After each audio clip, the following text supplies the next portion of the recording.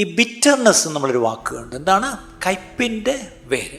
How does bitterness effect our souls? നമ്മുടെ പ്രാണനെ ഈ കയ്പ് എങ്ങനെ സ്വാധീനിക്കുമെന്ന്. ഈ കയ്പിൻ്റെ വേരിറങ്ങിയാൽ അനേകർ അതിനാൽ മലിനപ്പെടും, കലക്കമുണ്ടാകുമെന്ന്. അപ്പം ഈ ബിറ്റർനെസ്, ഒന്നാമത്തെ കാര്യം ഡിഫൈൽസ് എന്ന് പറഞ്ഞാൽ വാക്ക് മലിനമാക്കുക അല്ലെങ്കിൽ അഴുക്കാക്കുക. ഇപ്പോൾ ഒരു വെള്ളം, നല്ല വെള്ളം കുടിക്കാൻ വേണ്ടി എടുത്തു വെച്ചു, പക്ഷെ അതിനകത്ത് എന്തോ ഒന്ന് വീണു. ഉടനെ നമ്മൾ പറയാം, ഓ ആ വെള്ളം ചീത്തയായി അല്ലേ.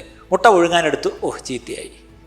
പാല് ചായ ഇടാനെടുത്തു, അത് പിരിഞ്ഞുപോയി, ചീത്തയായി എന്ന് പറയുന്നത് പോലെ നമ്മുടെ പ്രാണൻ ചീത്തയായി പോവും, അഴുക്കായി പോവും, മലിനമായി പോവും. കാരണം അത്രയേ ഉള്ളൂ, ബിറ്റർനെസ്. പാലങ്ങനെ ചീത്തയാവാൻ ബാക്ടീരിയ ആയിരിക്കും കാരണം, വേറെന്തെങ്കിലും ചീത്തയാവാൻ വേറെന്തെങ്കിലും ആയിരിക്കും കാര്യം. പക്ഷേ നമ്മുടെ ഈ പ്രാണൻ ചീത്തയായി പോകാൻ ഒറ്റ കാരണമേ ഉള്ളൂ, അത് പുറത്തുള്ള കാര്യങ്ങളല്ല, അകത്തെ ബിറ്റർനെസ്സാണ്.